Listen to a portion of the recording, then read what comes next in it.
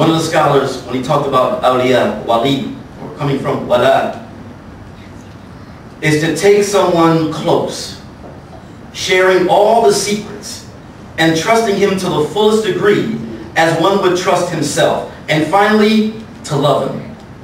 Complete faith and trust and love for the sake of Allah between people who are strangers.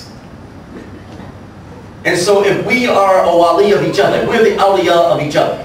It's basically the closest you can be to somebody without being their blood. There's a love. The word wali, which comes from wala, friend, supporter, protector, someone who looks out for your interests. Unless you do this, unless you become the awliya of each other, where is the effect going to be felt? In the village? In the home? In the city? No. Unless you do this, there'll be tumult and oppression on earth and a great corruption. Now what is the relationship between us not treating each other as awliya and the effect that has on the world? How could corruption spread in the earth? Tumult and oppression in the earth if we are not treating each other as awliya. Allah subhanahu wa ta'ala is telling us through this verse the role that we play in the world as Muslims. When we don't play our role, when we don't do what we're supposed to do, the people suffer. Non-Muslims suffer. It's true. You know, I used to run a school for over 20 years in the inner city of Oakland. And you know, it's so important that we have our own institutions. Back in school, they taught us about Christopher Columbus. Y'all ever heard of Christopher Columbus? 1492, Columbus sailed the ocean blue. Right? And he goes to the so-called New World, and he discovers people who are already there. You know, he discovered the Indians. And so we're taught that old Chris. Now see, I'm going to give you an example, because there's so many examples in history of this ayah. So many examples in history. But I'm just taking just one. There's back in the day examples, there's up-to-date examples of this ayah. If you don't treat each other as awliya, there'll be fitnatun fil ard, there'll be fitna throughout the earth, and a great corruption. But before I do, let's talk about fasad. The words used for corruption. Rotten, decayed, to be or become vicious, wicked, vile, to act evil, wickedly, to sow up or stir up dissension, to be or become bad, corrupted, to cause mischief, to undermine, to ruin, to empty. All of those words encompass the word fasad. That if you don't treat each other as awliya, if you don't treat each other as close family, if you don't treat each other as protectors, guardians, if you don't look out for each other's interests, if you don't look at each other as close friends, there'll be fitnatun fil ard and fasadun kabir. Let's get back to Chris.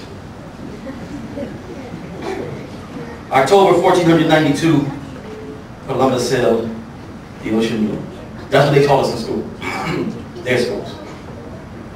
But they didn't tell us something. There was something they left out. They said in 1492, Columbus sailed the ocean blue. But they didn't say that in 1492, the Muslims were kicked out of Andalusia, Spain. They forgot that part. Now check this out. And they make no connection with this. Now we controlled Spain for almost 1,000 years, did we not? Andalusia. There are records, and I'll talk a little bit about this on Sunday. More detail, inshallah. There are records, evidence that shows that Muslims from Africa and Andalusia came to the New World before Columbus. Actual fact. Actual fact. So it's a done deal. That African Muslims, Muslims from Africa and Andalusia, came to the New World before Columbus. Matter of fact, when old Chris was sailing in 1492 in his diary. He's on the northeast coast of Cuba. He said he looked up on a hill and he saw a masjid. That's in Christopher Columbus's diaries. When some of his men got off the boat and went into Trinidad and other islands in the Caribbean, they said that the native people here dress like Mohammedans. They dress like Mohammedans, you know. Right? And so you have a situation in which Muslims were here. Now, question. We controlled Spain for almost 1,000 years. We came to the so-called New World. Any records of rape, murder, and pillage? Any records of us looking for gold and stealing as much gold as we could? What we call conquistadors, conquerors? Is that what we called ourselves? No.